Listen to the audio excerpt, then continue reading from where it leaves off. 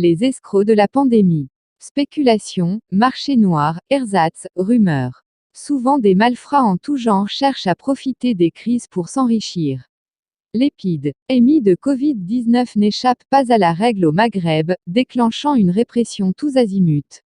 Depuis plus de 2 semaines, les 44 millions d'Algériens font face à une sévère pénurie de semoule à la suite d'achats massifs de cette denrée de base provoquée par une rumeur massivement relayée sur Facebook faisant état d'une rupture des stocks. Jamais de ma vie je n'ai acheté un sac de semoule de 25 kilos, mais là j'ai peur que la situation n'empire et que les boulangers baissent rideau par peur de la maladie, s'alarme Fawzi, un jeune entrepreneur algérien.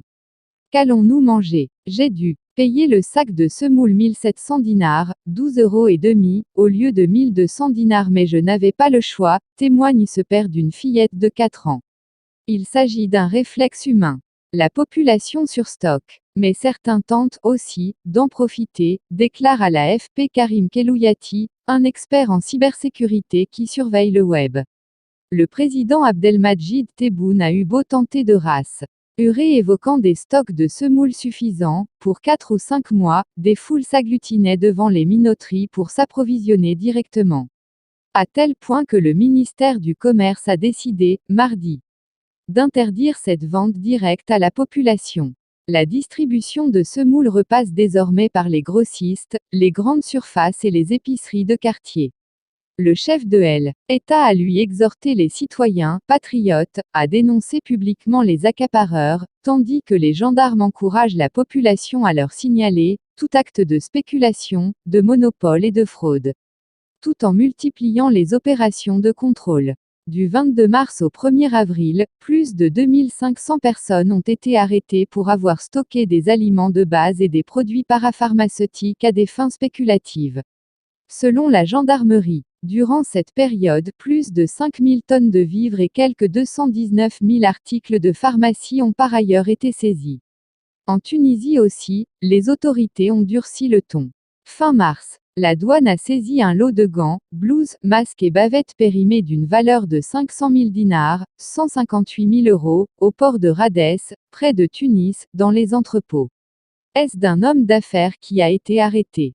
Comme son homologue algérien, le président Kaïs Saïed a appelé à punir les spéculateurs qualifiés de criminels de guerre, après des ruptures de stock de farine et de semoule dans certaines zones. Un représentant de l'État dans le Kef Nord a été arrêté mardi après une alerte de l'Instance nationale de lutte contre la corruption, INLUCC, qui a accusé plusieurs élus et fonctionnaires d'être impliqués dans le marché noir. Au Maroc, la spéculation sur les produits convoités en période de confinement a commencé bien avant l'apparition du premier cas de Covid-19 le 2 mars. Des profiteurs se sont rués sur les masques, jusque dans les magasins de bricolage, et les prix des gels désinfectants ont flambé. Depuis, la situation est revenue à la normale, le gouvernement ayant fixé les tarifs du gel hydroalcoolique et des masques, désormais produits au Maroc.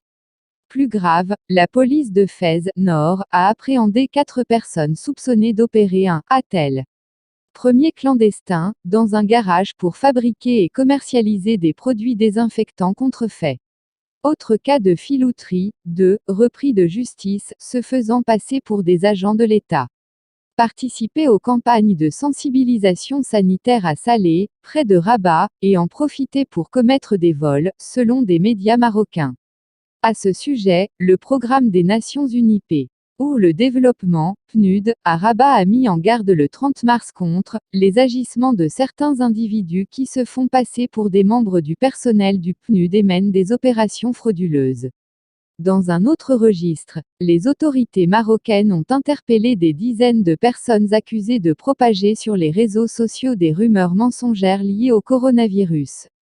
Et en Algérie, la nation du Maghreb la plus affectée par la pandémie, 205 morts et 1572 cas déclarés, l'Internet est devenu un vecteur de fausses informations qui contribue à semer la confusion, dénonce récemment à la télévision le colonel de gendarmerie Abdelkader Zigued.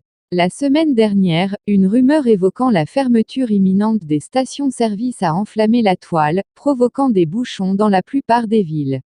En fait, seul était concerné Blida, près d'Alger, premier foyer de la pandémie. La gendarmerie algérienne a formé des équipes de cyber-enquêteurs qui traquent les colporteurs de fausses nouvelles. Cette cyber-répression a permis de neutraliser de nombreux opportunistes, publiant de fausses informations, s'est félicité le colonel Zigued. Une jeune oranaise est poursuivie pour avoir posté sur Facebook une vidéo alarmiste où elle accusait des compatriotes confinés dans un complexe touristique de la région, après leur retour de l'étranger, d'en être sortis prématurément en usant de leur influence. Elle s'est rétractée mais devra répondre devant la justice d'exposition au regard du public, dans un but de propagande, de tract de nature à nuire à l'intérêt national, selon la gendarmerie. Certains médias algériens ont toutefois mis en garde contre le risque d'entrave à la liberté de la presse et d'expression. Le 1er avril, 2 responsables et une journaliste du quotidien Sauta Laker ont été interpellés pour avoir fait état d'erreurs supposées dans les tests de dépistage. Inculpés, ils ont été remis en liberté, mais sous contrôle judiciaire.